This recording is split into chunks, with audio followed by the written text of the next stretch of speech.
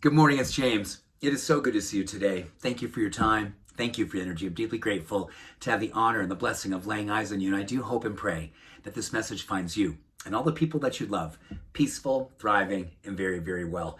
So today's message is something I really hope and pray is going to land in your heart and find a way for you never, ever to forget it.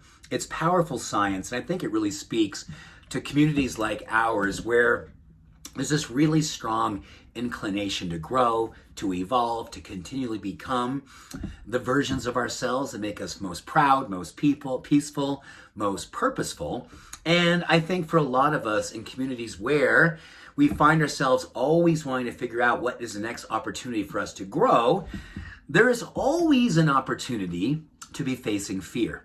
And really interesting study that was done at Michigan State University where they were doing a functional MRI on people who were considering change in their life, something that they knew they wanted to do, something that was very meaningful, something that they believed was overdue, and the thing that got in the way, made them want to procrastinate, was the fear.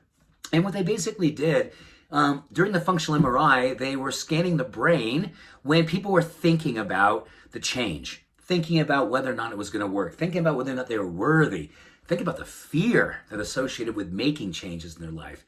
We've all been there, right? You had something in your mind, you go, oh my gosh, if I could do this, this would be amazing. Or I need to do this. This is going to transform my life.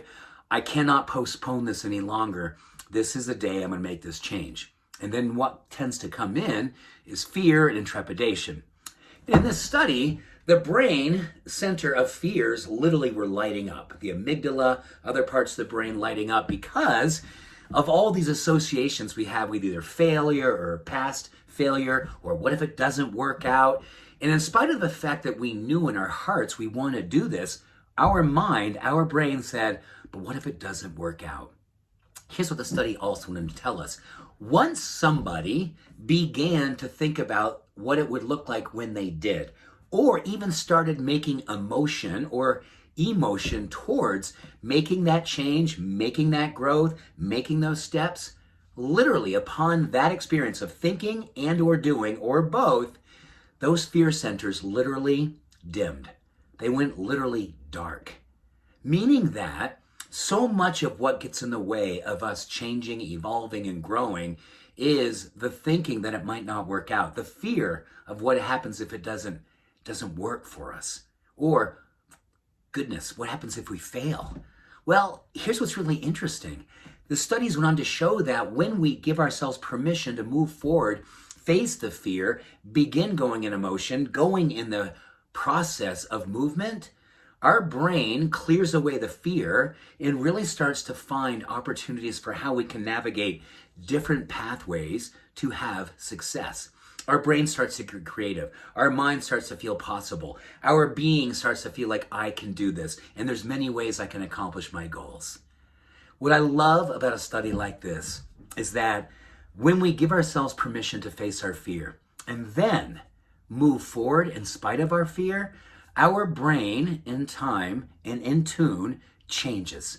It helps us to navigate the new path, the new opportunity, the new growth, and the fear subsides, the passion and purpose and possibilities increase. So my question today for me and for all of us, what fear do we have in front of us? What thing do we want to change? What opportunity awaits us on the other side of something we placed in front of us that we believe is bigger than our ability to do something? And then, will we continue to move forward and watch our mind, our heart, and our soul experience the blessings of moving forward in our lives, overcoming what perceives to be in the way and realizing it may be just us in the way. It may be just an old belief, a limitation that no longer serves us because our mind and our being knows on the other side is what it is we all came here to be, growing, evolving, changing, becoming everything that we can be. Here's to change, here's to facing fear, and here's to creating a life that we love. I'll see you soon. Much love, every blessing. Bye for now.